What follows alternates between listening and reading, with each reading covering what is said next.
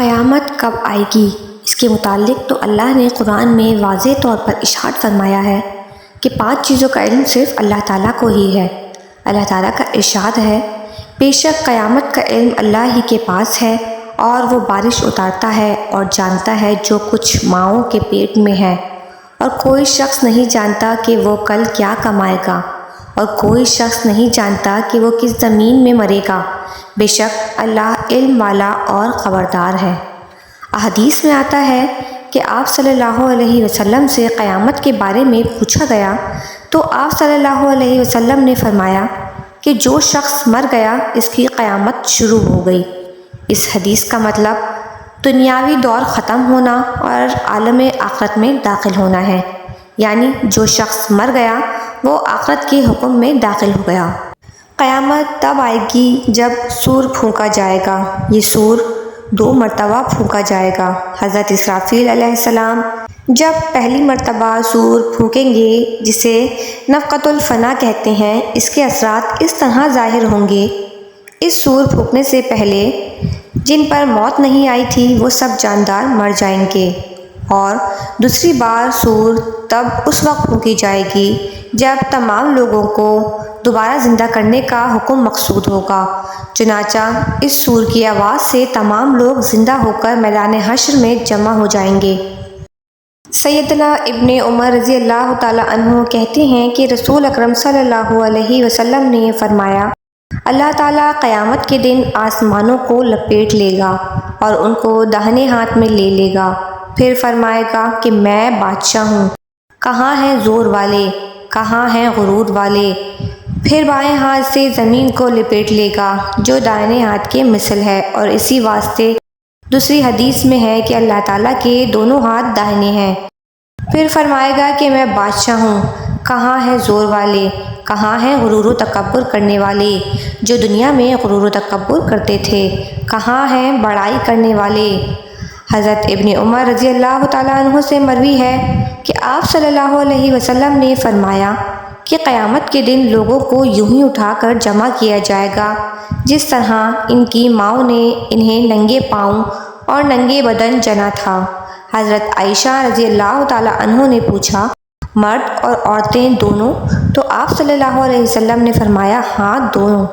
حضرت عائشہ نے کہا، ہائے وہ تو ایک دوسرے کو دیکھیں گے، اے اللہ کے رسول ہمیں شرم نہیں آئے گی؟ تو آپ صلی اللہ علیہ وسلم نے ان کے کندھے پر مارا اور کہا، اے ابو قحافہ کی بیٹی، لوگ اس دن دیکھنے سے غافل ہوں گے، ان کی آنکھیں آسمان کی طرف اٹھی ہوں گی، 40 سال تک کھڑے رہیں گے، نہ کھائیں گے نہ پیئیں گے، ان لوگوں میں سے کسی کا پسینہ قدموں تک ہوگا، کسی کا پنڈلی تک ہوگا، کسی کو اتنے لمبے قیام کی وجہ سے لگام کی طرح پسینہ منہ تک آ رہا ہوگا۔ جیسا کہ اس کی تائید ایک اور حدیث سے بھی ہوتی ہے، آپ صلی اللہ علیہ وسلم نے فرمایا کہ قیامت کے دن سورج نزدیک کیا جائے گا، یہاں تک کہ 1 میل پر آ جائے گا۔ سلیم بن عامر نے کہا کہ اللہ کی قسم میں نہیں جانتا کہ میل سے کیا مراد ہے، یہ میل زمین کا جو کوس کے برابر ہوتا ہے، یا میل سے مراد سلائی ہے جس سے سرما لگاتے ہیں۔ لوگ اپنے اپنے اعمال کے موافق پسینے میں ڈوبے ہوں گے، کوئی تو ٹخنوں تک ڈوبا ہوگا، کوئی گھٹنوں تک ڈوبا ہوگا، کوئی کمر تک، اور کسی کو پسینے کی لگام ہوگی۔ اور رسول اکرم صلی اللہ علیہ وسلم نے اپنے ہاتھ سے اپنے منہ کی طرف اشارہ کیا، یعنی منہ تک پسینہ ہوگا، تو فرشتے اللہ کے عرش کے گرد کھڑے ہوں گے۔ اللہ ایک منادی کو حکم دیں گے تو وہ پکارے گا، فلاں کا بیٹا فلاں کہاں ہے؟ چنانچہ حضرت ابو درداء رضی اللہ تعالیٰ عنہ سے روایت ہے کہ رسول اکرم صلی اللہ علیہ وسلم نے فرمایا، روز قیامت تم اپنے ناموں اور اپنے آبا کے ناموں سے پکارے جاؤ گے، لہٰذا اپنے اچھے نام رکھا کرو۔ لوگ اس پکار پر اپنے سر اٹھائیں گے تو وہ پکار زدہ شخص اس مجمع سے نکل کر رب العالمین کے سامنے جا کر کھڑا ہو جائے گا۔ اس دن نہ دینار ہوں گے نہ درہم، مگر نیکیاں لی جائیں گی اور برائیاں لوٹا دی جائیں گی۔ پس مظلوم لوگ اس کی نیکیاں لیتے جائیں گے، جب اس کی کوئی نیکی باقی نہ رہے گی تو مظلوموں کی برائیاں اسے دے دی جائیں گی۔ جب وہ اپنی نیکیوں سے ہاتھ دھو بیٹھے گا تو اسے کہا جائے گا تو اپنے ٹھکانے یعنی جہنم کی طرف لوٹ جاؤ، آج کچھ ظلم نہ ہوگا، اللہ تعالیٰ بہت جلدی حساب لینے والا ہے، یعنی جلدی ہی بدلہ لے لیتا ہے۔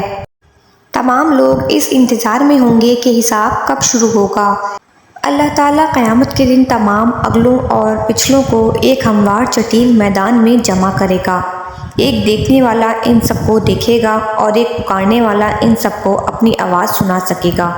سورج قریب ہو جائے گا اور لوگوں کو اس قدر غم اور کرب لاحق ہوگا جو ان کی طاقت سے زیادہ اور ناقابل برداشت ہوگا۔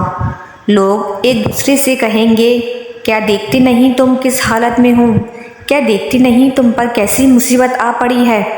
پھر لوگ آپ صلی اللہ علیہ وسلم کے پاس آئیں گے اور کہیں گے، اے محمد صلی اللہ علیہ وسلم، آپ اللہ کے رسول اور آخری نبی ہیں، اللہ تعالیٰ نے آپ کے اگلے پچھلے تمام گناہ معاف کر دیے ہیں، اپنے رب کے حضور ہماری سفارش فرمائیں، آپ دیکھتے نہیں ہم کس حال میں ہیں؟ حضور پاک صلی اللہ علیہ وسلم فرماتے ہیں، تو میں چل پڑوں گا اور عرش کے نیچے آؤں گا اور اپنے رب کے حضور سجدے میں گر جاؤں گا، پھر اللہ تعالیٰ مجھ پر اپنی ایسی تعریفیں اور اپنی ایسی بہترین ثنا کے دروازے کھول دے گا اور انہیں میرے دل میں ڈالے گا جو مجھ سے پہلے کسی کے لیے نہیں کھولے گئے ہوں گے۔ پھر اللہ فرمائے گا، اے محمد اپنا سر اٹھائیں، مانگیں آپ کو ملے گا، سفارش کریں آپ کی سفارش قبول ہوگی۔ تو میں سر اٹھاؤں گا اور عرض کروں گا، اے میرے رب، میری امت، میری امت۔ تو کہا جائے گا، اے محمد، آپ کی امت کے جن لوگوں کا حساب و کتاب نہیں ہونا ہے، انہیں جنت کے دروازے میں سے دائیں دروازے سے داخل کر دیں، اور وہ جنت کے باقی دروازوں میں بھی لوگوں کے ساتھ شریک ہیں۔ پھر فرمایا، اس ذات کی قسم جس کے ہاتھ میں محمد صلی اللہ علیہ وسلم کی جان ہے، جنت کے دو کواڑوں کے درمیان اتنا فاصلہ ہے جتنا مکہ اور ہجریہ مکہ اور بصرہ کے درمیان ہے۔ اس کے بعد پھر حساب کتاب شروع ہو جائے گا۔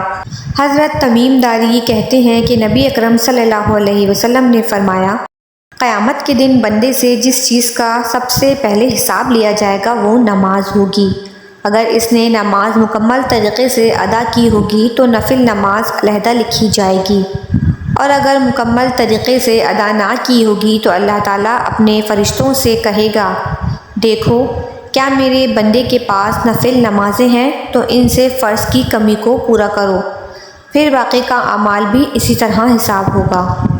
قرآن کی آیت کا مفہوم ہے، جس نے ذرہ برابر بھی نیکی کی ہوگی اور جس نے ذرہ برابر بھی گناہ کیا ہوگا وہ دیکھ لے گا۔